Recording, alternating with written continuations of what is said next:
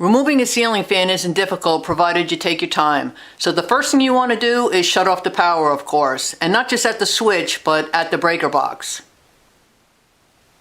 The next step is removing the light bulbs and the light bulb protectors. They'll probably be held in place with set screws. This one had 3 exterior set screws. If yours are interior, you'll need an Allen wrench.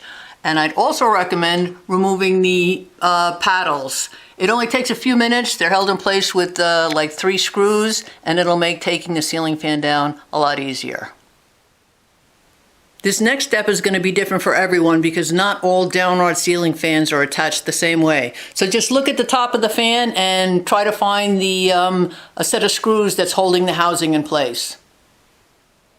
So I've removed the screw on the left-hand side here and on the back. And if you look at that notch there, that's going to allow the housing to spin, and then I'm going to drop it down.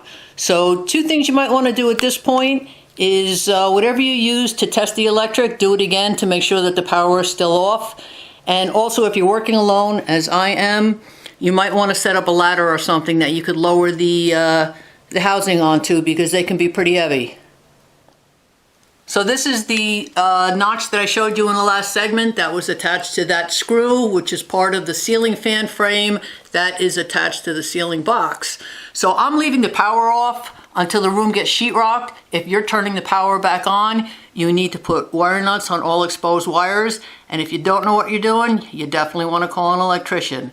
So that's pretty much about it for removing a downrod ceiling fan.